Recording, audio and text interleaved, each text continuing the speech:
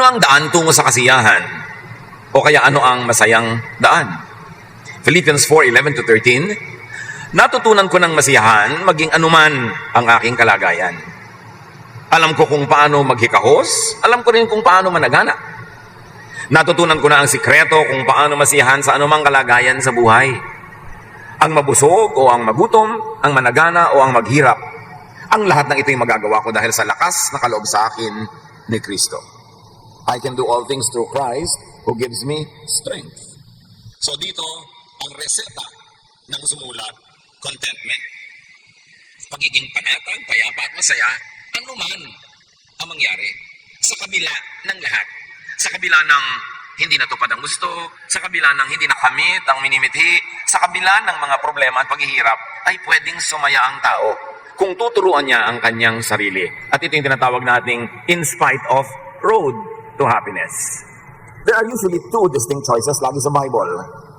And the ending would be two very distinct destinations. Maraming example sa Bible niyan, dalawa ng dalawa. Two hearers, two builders, two paths, two gates, two brothers, two sisters, na magkaiba ang kanilang estilo, magkaiba ang paraan, at ibang-iba ang hinahantungan. So how to have a happy new year? How to have happiness? Think of the two roads to happiness. Or the two roads that people think lead to happiness. One of that is what we will call the because road. Yung masaya ako kasi nabili ko gusto kong bilhin. Kasi dumating yung gusto kong dumating. Kasi natupad yung gusto kong matupad. Kasi ang aking ibig ang siyang nangyayari. The because road makes happiness very elusive. Mailap ang kaligayahan sa kalsadang ito, sa landas na ito. Bakit? Kasi maraming requirement yung because. Because sets conditions. I love you because you are beautiful. I love you because you are kind. Blah, blah, blah. Ito yung in spite of, yung I love you in spite of the fact that you are not beautiful, that you are not kind, edi wala makakapigil sa iyo na sumaya sa ganung pag-ibig.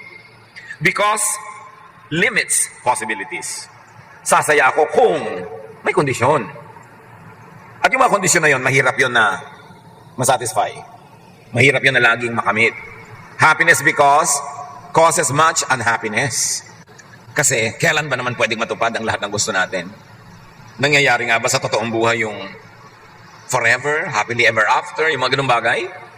Pagka iniasa natin sa because ang ating kasiyahan, masyadong mahina, marupok, mailap. Kaya yung mga maraming kondisyon para sumaya, halos hindi sumasaya yan.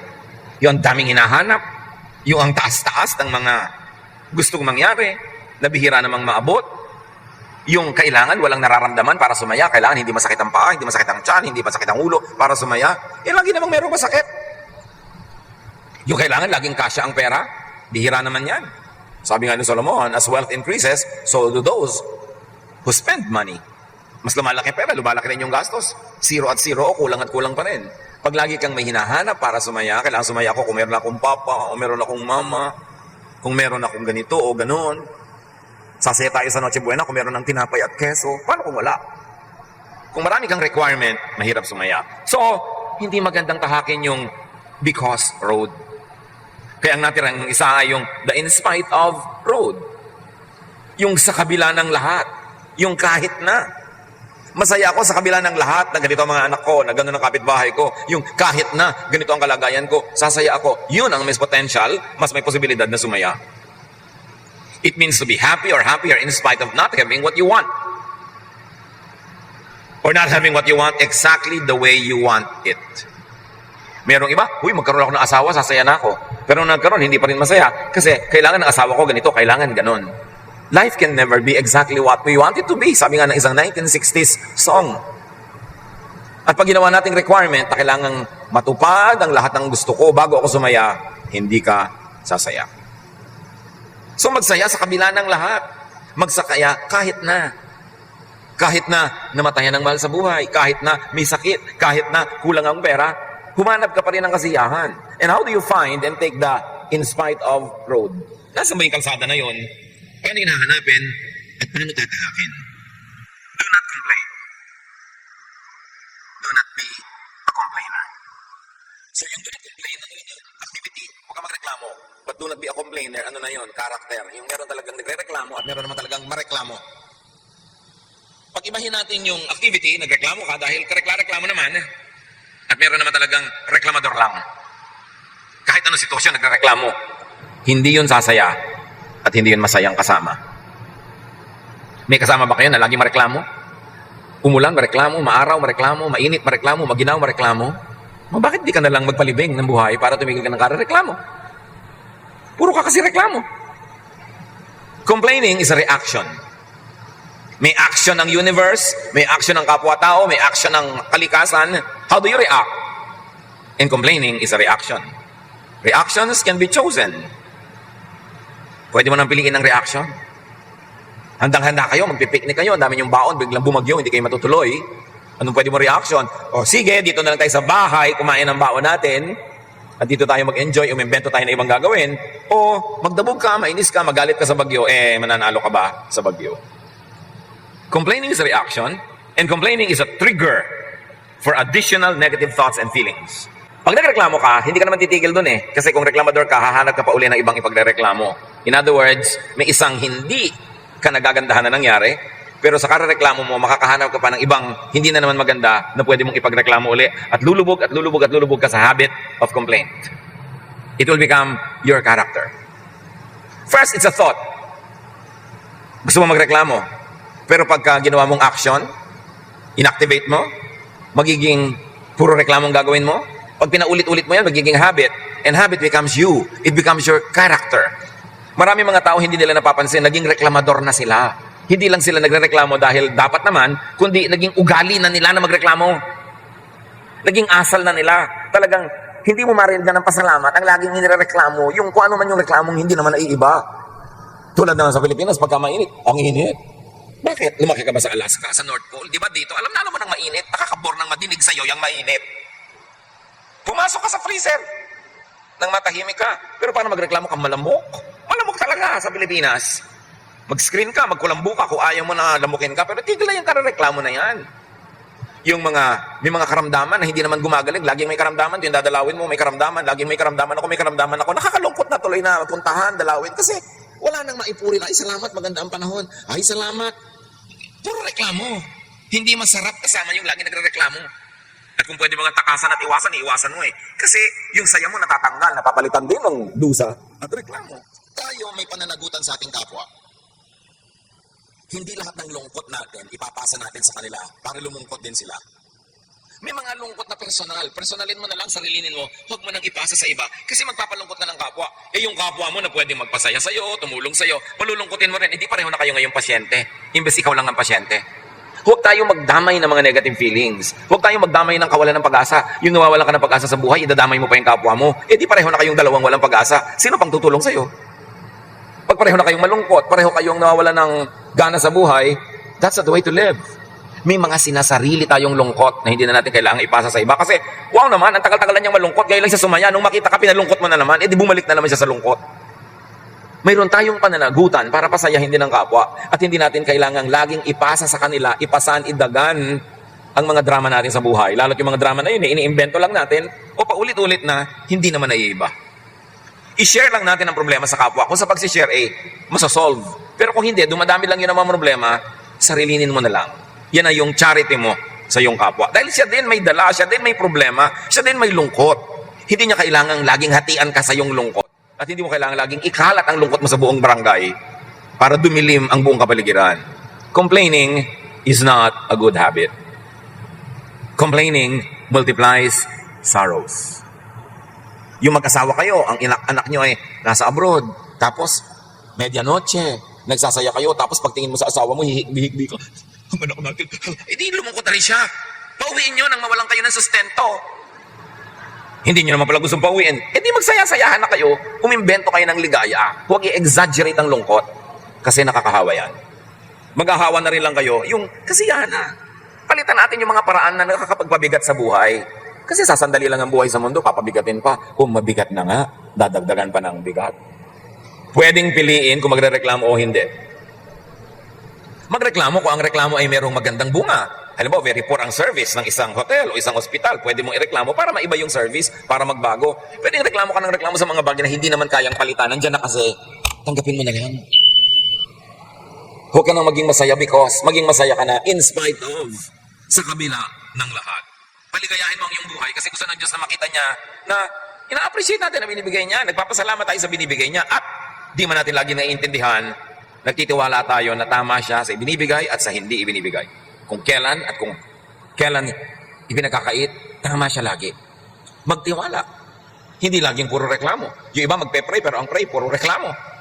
O puro shopping list, puro kailangan, puro gusto. Wala man lang ng mga pasalamat, wala man lang ng mga papuri sa Diyos. May mga taong gustong-gustong yumaman, nung nagkawasak-wasak ang pamilya, noong na-hold up, noong na-kidnap, noong nagka-gulo-gulo ang buhay, hindi pala bagay sa kanya ang yumaman. Alam mo bang maraming taong hindi bagay yumaman? Kasi hindi na kaya. Hindi kayang dalhin ng dibdib nila yun. Wala silang training. Kaya dapat kung gusto mo dahan-dahan lang ang hindi bigla-bigla. Kasi maraming napapahamak. Pag yung sobrang nilang gusto, and biglang dumating, hindi pala sila handa. Complaining is a mindset. It is a value system. Ang pagrereklamo ay korte ng utak na dapat baguhin. Meron talagang korte ng utak na nakahulma para magreklamo. But science has proven that every new information in our brain changes the shape of our brain. Tuwing may bagong nalalaman ng utak, naiiba ang kanyang korte. Kaya ang tao dapat laging may bagong nalalaman, bagong maganda, positibo, maka-Diyos na nalalaman. Sa hinabahaba ng buhay, naobserbahan na po na inyong lingkod, isa sa tunay na kailangan ng tao ay ito. Yung may nakakausap siyang matino, matalino, malawak ang isip, higit sa kanya. Yun man ay personal na usap, o librong nababasa, o video na napapanood, ano man yun, kailangan ang tao mayroong nakakapanayam, naririnig, nakakausap, natatanong, na marunong, matalino, malawak ang pangunawa, malalim ang pinaghuhugutan ng kaalaman. Kasi sa pakikipag-usap sa marunong, sa pakikinig sa marunong, doon lang tayo lalong dumudunong. Kaya huwag mo laging piliin na ang kausap mo ay ikaw ang bida, ikaw ang pinakamagaling, ikaw ang laging malakas ang boses. Kung ikaw ang laging pinakamagaling, wala ka mapapala sa mga kausap mo. Wala ka matututunan, wala ka mapipick up, and the shape of your brain will not change. It will not improve for the better. So kailangan marunong tayong mamili ng kausap. And I have seen many people in real life na hindi mo nakita ng 5, 10, 15 years, nung makausap mo, para ang liit-liit ng utak, ang kitid-kitid ng pananaw, ang babaw-babaw. Kasi sa nakaraang 10, 15 taon, wala man lang nakausap na matino. Walang ginawa kundi manood ng TV at na brain damage tuloy. Walang ginawa kundi maghanap ng katatawanan. Walang ginawa kundi mag-usap ng mga chismis, mga reklamuhan. Ang lagi mga kausap, puro mga kapintasan ng kapwa, mga kapitbahay, mga chismis. Papalitan utak nun. And usually, these are the people who are complainers. Sila ang mga taong hindi sasaya. Complaining could be character. And complaining could be lifestyle. Mag-isip-isip mga kapatid.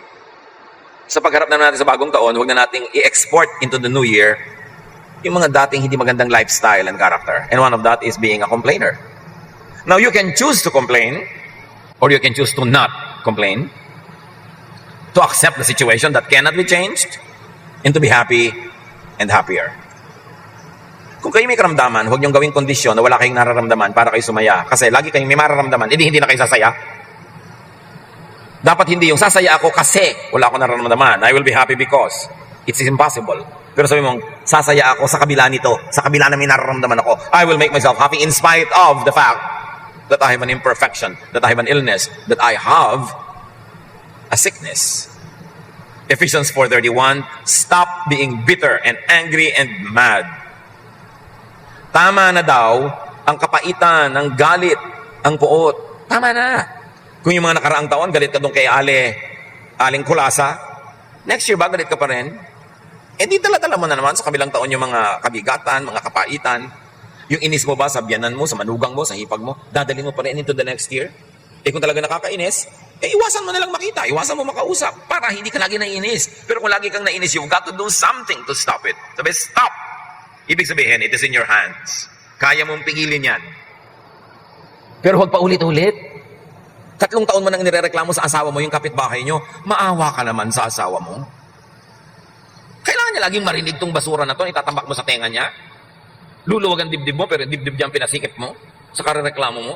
Yun ang ministry eh. Hindi lahat ng sikip ng dibdib, pinapasa mo sa iba. May salamat. Alam mo, humihinga lang ako para lumuwag ang dibdib ko. Oo nga, pero dibdib ko, sabi ka, sige, huminga ka pa para mamatay na ako. Sa kapapakinig sa'yo. Kailangan, nakakahinga tayo. Totoo yun, maganda. Pero makahalata naman kayo kung yun at yun din lang ang hinihingan nyo. Dapat ibahin nyo na lang yung pananaw nyo para hindi nyo na problemahin. Be changed by the renewing of your mind, sabi ng Romans. Baguhin mo ang iyong pananaw para bumago ang iyong saya, bumago ang iyong kalagayan sa buhay. 2 Corinthians 7:4, in all my trouble, I am still very happy. Yun ang attitude. I am happy in spite of. I have taken the in spite of road instead of the because road. So alam niyo, sa kabila ng aking mga problema, masaya pa rin ako. Bakit ko papayagan na tanggalin ang problema ko ang saya? Eh di hindi na ako sasaya kahit kailan. Kasi meron bang one single day na walang problema ang tao? So how do you find and take the in spite of road? Learn to be satisfied in spite of. Learn to be satisfied with whatever you have. And with all kinds of conditions. Pagka konting ginaw, namang problema na tayo. Nakita niyo yung mga bansang sobrang ginaw, sila ngayon mauunlad. Dahil hindi ka pwedeng tatamad-tamad sa mga magiginaw na bansa, mamamatay ka sa gutom, kaya mo sila, mas maunlad. Yung mga bansa na napakaganda ng klima, yung hindi nakakamatay ang ginaw o init, nandun ang mga tamad. Sa katerbang tamad. Kasi walang challenge. Kaya kahit maginaw, mainit, makakagawa ka ng paraan. Kung gagawa ka ng paraan. Pero kahit ilagay ka sa isang air-controlled, air-conditioned room, kung dala-dala mo sa loob ng utak mo yung reklamo, problema pa rin ang iyong makikita. Proverbs 14:30, it's healthy to be content. Tama, mabuti na maging kontento. Ngayon, paano tayo magiging kontento? Dalawa lang naman yan, mga kapatid Find what you like. Kung anong gusto mo, hanapin mo, hukayin mo, sungkitin mo, akyatin mo, tawirin mo ang dagat para makuha mo. Find what you like. Pero hindi mo naman laging nakikita yung gusto mo. Therefore, like what you find. Matapos mong ginawa ang lahat para makamit ang iyong minimithi at hindi mo pa rin nakuha yung gusto mo, gustuhin mo na yung nakuha mo, lalo ang iyong asawa. Yan na yung nakuha mo, di ba? Hahanap ka pa ng iba. Kaya iba, palipat-lipat, papalit-palit, ang gulo-gulo ng buhay, hindi rin naman sumasaya, like the woman at the well. Sabi ni Jesus, call your husband. Sabi niya, miss pa po ako. Wala po akong husband. Sabi ni Jesus, oo nga. Dahil yung lalaki sa bahay mo ngayon, hindi mo naman talaga asawa. At yung mga naunang anim, hindi mo rin asawa. Hindi siya nilait ni Jesus. Ang pinapakita ni Jesus, hindi naman sa paghahanap ng mapapangasawa ka sasaya. Ang dami-dami mo nang naging partner, malungkot ka pa rin So, if you don't find what you want, then you better want what you find. And if that is being single, if that is having a partner, whatever it is na ibinigay sa iyo ng buhay, hindi yan ang pakasinupin mo and make the most out of it. Akala ng iba, pag marami silang anak, sasaya, pero kahit nga 7, 8, minsan namamatay pa rin sila mag-isa. Wala rin lahat. So hindi dapat iniaasa sa ganun ang ating mga kasiyahan. Ang kasiyahan mo dapat hindi nakaasa sa kapwa, sa nature, sa weather. Dapat nasa loob ng puso mo, bit-bit mo kahit saan. And that is attitude. Sino ba ang tunay na masaya? Yung mayaman na hindi kontento o yung mahirap na kontento o yung gitna? Proverbs 15:15, the poor have a hard life, but being content is as good as an endless feast. So alam nyo, mahirap ang buhay ng mga maralita. Pero kung kontento sila, parang araw-araw piyesta. Para ring mayaman na araw-araw piyesta. So pwedeng maging equal ang napakayaman at napakahirap.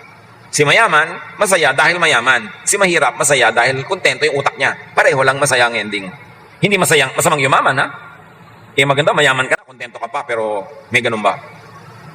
Pero kung mahirap ka, hindi ka naman talaga yumayaman, ano magagawa mo? Di turuan mo ang sarili mong makontento. Kasi magre-reklamo ka, magbumukmuk ka araw-araw, hanggang di ka yumayaman. Change your life or accept what cannot be changed at the moment. Sabi ni Socrates, he is richest who is content with the least. Ang tunay na mayaman ay yung kontento sa konti. Yun ang mayaman. Hindi nadadaan yung yaman sa dami ng pera, laki ng bahay, sa ganda ng mga suot. Nadadaan yan sa kalooban. Kung masaya ka sa kalooban mo, kontento ka sa puso mo, daig mo ang mayaman. Ngayon, mayaman ka na, kontento ka pa, di double blessing yun. Maganda. Pero kung yumaman ka na nga, binless ka na ng kayamanan, hindi ka pa kontento, baka mainis na rin sa iyo ang langit. Pinayaman ka na, hindi ka pa kontento. Ano pang gusto mo? Kaya dapat ang tao, ibahin ang pag-iisip. Be more appreciative of God and God's blessings. Really, happiness is not in things. It's not in people. Happiness is in the mind. Ang kasayahan, ang kasiyahan ay nasa paraan ng pag-iisip. Nasa puso, nasa utak. Happiness is not produced only by situations. Most of the time, happiness is produced by the mind. In the mind. So ang taong masaya, hindi mo pwedeng sabihin dapat mahirap o dapat mayaman, dapat may asawa o wala, dapat malusog o hindi. No. Kasi merong may asawa at merong wala na malungkot. May malusog at merong may sakit ang pareho ring malungkot. Ang masaya ay yung naturuan niya ang kanyang isip na ipagsaya, ipagdiwang, ipagpasalamat, ano man ang nasa kanyang kandungan sa oras na ito. Kahit yan ay hangin, ay kanyang ipagdiwang. Yun ang masaya. Learn to be satisfied with or without an on-call companion or companions. Hindi kailangan laging may kasama. Kaya yung mga ilusyon, yung mga ginagawa nating drama na kailangan pag Pasko magkakasama ang buong pamilya, gaano karaming pamilya ang pwedeng magkasama-sama lahat pag Pasko? Lalo na 10 million Filipinos are working abroad. E di ang dami na, 1/10 of the households may kulang. At hindi lang abroad, kung nagtatrabaho sa Cebu o sa Davao o sa Batak, hindi rin kayo kompleto. Kaya napaka-cruel ng mga advertisement, mga Christmas card, mga drawing na tatay, nanay, 2 anak, at isang aso, magkakapit at may parol. Ang saya. Pero gano'ng karaming tao ang ganon? Kahit mga school can be very cruel. Laging, tell us about your mother, tell us about your father, tell us about your family. Paano kung inabandon na po kami ng tatay ko? Paano ikukwento ng bata? Ang dami-dami ngayon ng mga households na hindi kompleto na may tatay, may nanay. Nanay lang o tatay lang o lola. Tapos ang nakadrawing tatay, nanay na magkahawak, mga bata magkakahawak. Hindi ba parang iniinggit mo at kinakawawa yung mga tao? Hindi ganon ka-ideal ang buhay? We should be more sensitive to people na hindi natin sila bigyan ng mga standards of happiness na unattainable to many. Tanggapin natin ang sitwasyon na hindi lahat ng pamilya ay buo. Hindi lahat ng bata ay may tatay o nanay na katabi. Hindi lahat ng tao ay may asawa. Hindi lahat ng tumatanda ay may savings. Yun ang tunay. At yun ang katotohanan ng buhay na alam ni Jesus at tinanggap niya ang mga taong galing sa mga ganoong background. Kahit pa nga yung babaeng nahuling nakikipagtalik sa lalaking hindi niya asawa, she was probably a prostitute, but the poor woman had nothing else to sell but her natural resources. Hindi kinondena, hindi naman kinonsinte, pero naintindihan ni Jesus. Kaya hindi niya ipinabato. Bihira kung meron man na buhay na perpekto. Kaya, tanggapin natin na ganun ang buhay. At huwag natin i-impose sa iba na maging perfect din sila. Sa mga schools, maging sensitive kayo sa mga bata, teachers. Maging sensitive. That not everybody comes from a complete family. Be sensitive to that area of people's lives. Hindi lahat ay may pamilya, may romantic relationship, o may kaibigan. So, paano ka sasaya? Do not need too many people too often. Learn to enjoy in spite of being alone. Isa ng reality yan. Marami nagsasabi, bakit po kaya ang lungkot-lungkot ko yung Pasko? Paano? Nakikita mo lahat yung advertisement na ang saya-saya ng buong pamilya, hindi nag-aaway yung mag-asawa, dala-dala nila yung mga anak nila, kakain sila sa Jollibee. May mga mag-asawa nagsasampalan habang kumakain ng chicken joy. Diba? Paano yun? Paano kung wala yung member ng family o wala kayong panggastos? So huwag tayong masyadong magpadala sa ganyang mga media, sa mga ilusyon na may itinitinda actually. Hindi mo kailangan laging may kasama. Learn to enjoy even yourself at walang tao. Kung talagang wala, yan ang magagawa mo. Consider it as me time. Gawin mo yung mga gusto mong gawin na hindi mo magawa pag may tao. Catch up on rest or sleep. Mag-exercise ka ng cabinet. Basahin yung mga dating hindi mabasa-basa. Panoorin mo yung mga hindi mo mapanood. Correspond with people that you have not been corresponding with. You can learn to enjoy being alone. You don't always need someone para ka masaya. Isa yung ilusyon. Kaya nakita nyo yung unang Pasko? Diba sa sabsaban naman ginawa, hindi naman talaga sa isang pagkagrande-grandeng Noche Buena. So ang bahay may mukhang sabsaban, alahan mong si Jesus, yun ang unang Pasko, nasa sabsaban. Huwag kang magpadala na kailangan may queso de bola, may hamon, may mga ilaw-ilaw dyan para ka sumaya. Lahat yan, marketing lang. Mabuti kung meron. Pero kung wala, yun ang sinasabi natin, learn to take the in spite of road. Kahit na nga, wala. Sa kabila ng katotohanan wala, find your happiness. Huwag maging clinging vine sa mga tao na kailangan laging nandun sila para ka sumaya. Baka mamaya, nakakasakal ka na. Para ka sumaya, in spite of. Kung konti ang kung ano man, edi konti. Konti ang handa, konti ang pera, konti ang tao, edi konti. Kung kulang, edi kulang. Kung walang, kung ano man, edi wala. Kung malungkot, edi malungkot. Ang laki po ng problema ko, nalulungkot po ako, edi malungkot ka. Kahit naman ako kumain ng bubog dito, tumulay sa alambre, magbisikleta sa hangin, di ka rin sasaya, di. Malungkot ka? Di malungkot ka. Kailangan ka ba laging sumaya? Ganun talaga ang buhay, may lungkot. At yung lungkot na yan, aalis din yan, pagsasawaan ka rin yan. Hindi yan laging nandyan. So huwag mong problemahin. Hindi mo kailangan lagi itaboy ang lungkot ng alak, ng entertainment. Ganun talaga ang buhay, may lungkot. Even Jesus was called a man of sorrows. May advantage din ng lungkot. Kung ang lungkot ay nagpapabait sa iyo, nagiging sensitive ka sa mga tao, sa kanilang mga pangangailangan, sa kanilang mga lungkutan, edi may advantage din. Kung nalulungkot, malungkot, hindi nyo kailangan lagi ang itaboy. Kasi pag itinataboy nyo lagi, kuminsan, mas problema. Dinadaan sa drugs, dinadaan sa alak, dinadaan sa bisyo, dinadaan sa let the devil take tomorrow, but tonight I need a friend. So, the devil really takes tomorrow. Kung nalulungkot kayo, ano sasabihin nyo sa katabi nyo? Edi, malungkot. Hindi problema yan. Aalis din yan. At kung di ka pansinin, di ka i-baby, di ka mahalin ng kung sino man, edi wag. Hindi mo naman kailangan i-baby-baby ka na iba para kasumaya, di babyhin mo sarili mo. Manalamin ka, mo baby, di ba?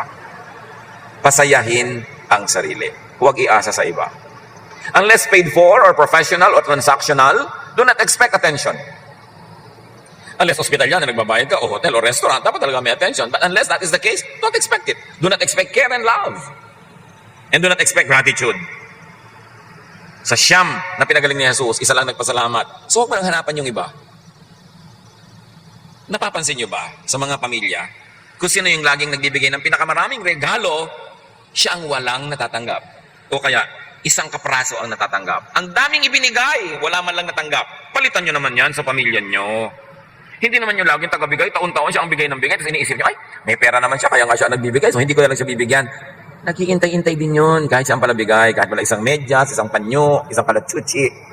Pa-appreciate din niya yun. Baguhin niyo ang tradition, mga kapatid, sa mga pamilya. Na yung Santa Claus, siya nga lang lagi, taon-taon. Kasi wala nga lang nagbibigay sa kanya. Ipinagdaramdam din niya yun, hindi ka makikita. So, mahalaga, maging thoughtful tayo. Hindi yung, ay, meron naman siya, huwag din natin bigyan. Ganun tayo, may mayaman naman yun, huwag natin bigyan. Pareho rin yun na tao, naghahanap din yun ng kahit konting pagtingin. So, importante, iniiba natin, hindi tayo tanggap lang ng tanggap. We always get and forget. And other people always give and forgive. At his lowest, the Lord was deserted by the people. Kaya kung may relationship tayo, kahit contractual, meaning may unwritten contract, halimbawa, pamilya, magkakaibigan, may unwritten contract yan eh. Meron akong gagawin sa'yo, may gagawin ka rin sa akin. And even if contractual, minimize expectations.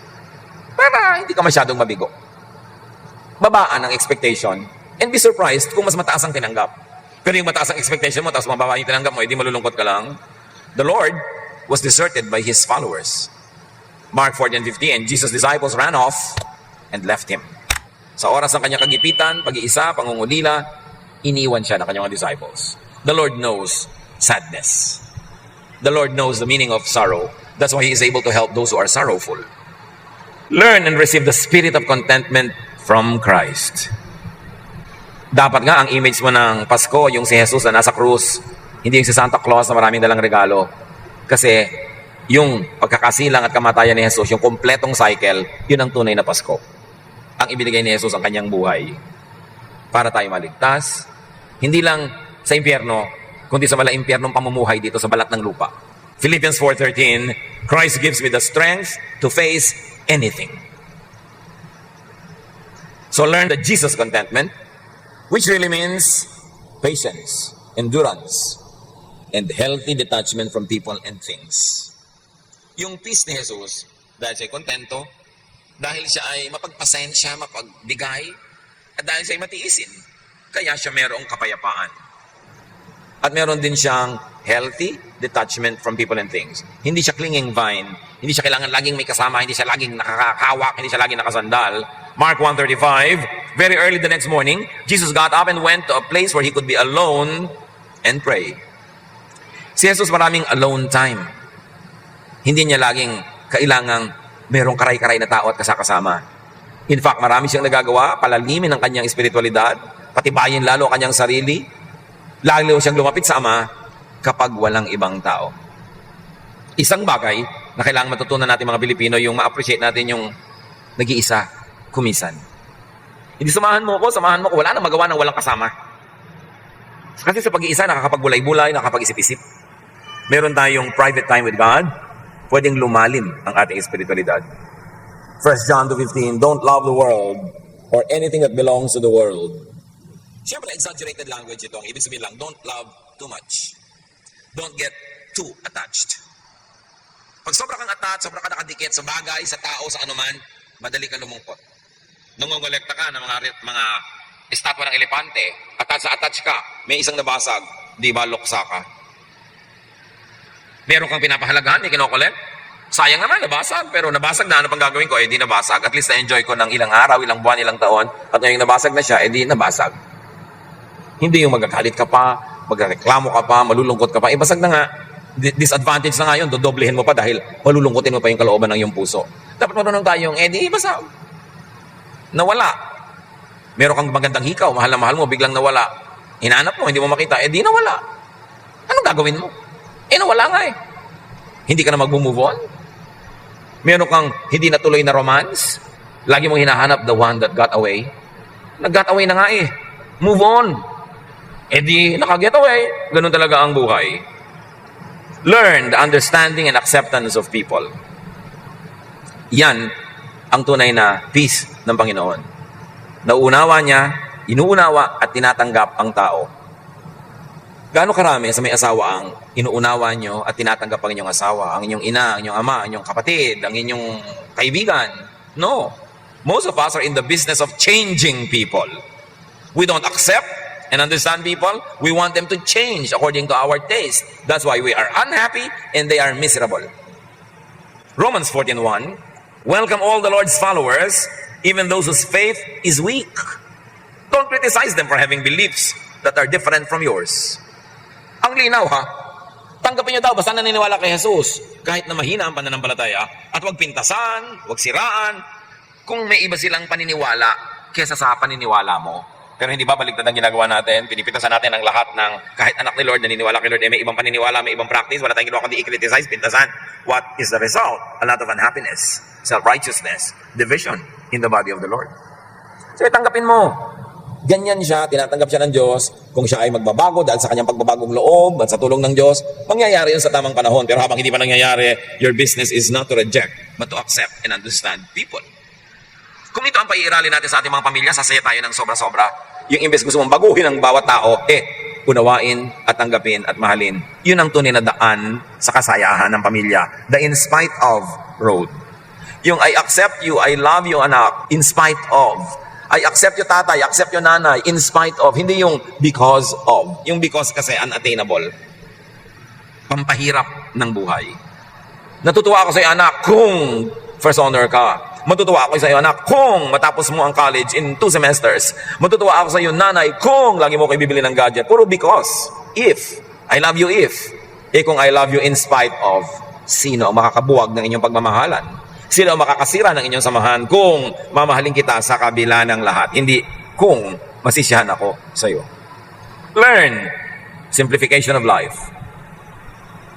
Huwag i-complicate.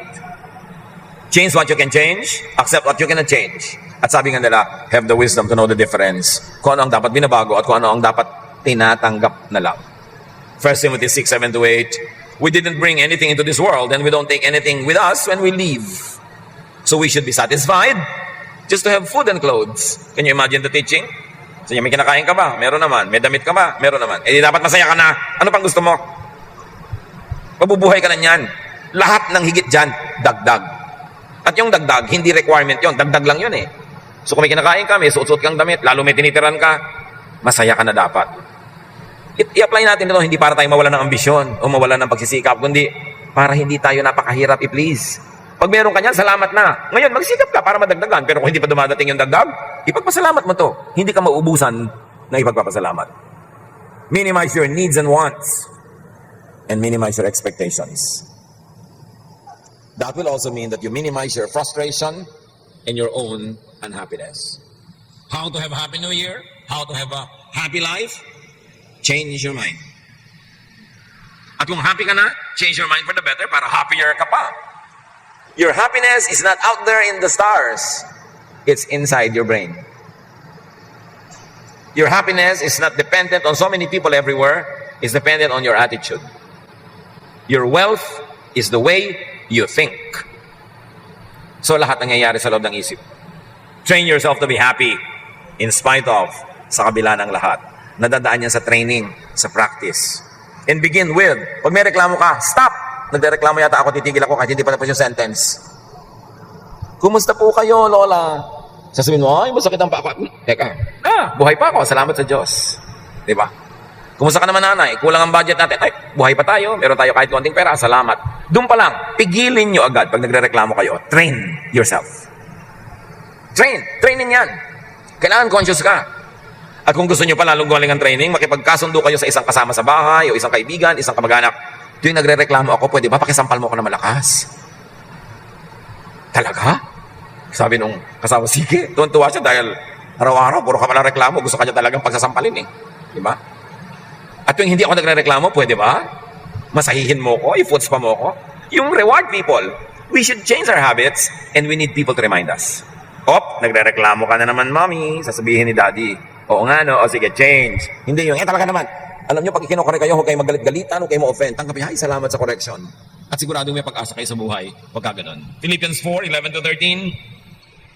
I have learned to be satisfied with whatever I have. I know what it is to be poor or to have plenty. And I have lived under all kinds of conditions. I know what it means to be full or to be hungry. To have too much or too little. Christ gives me the strength to face anything. Happy New Year!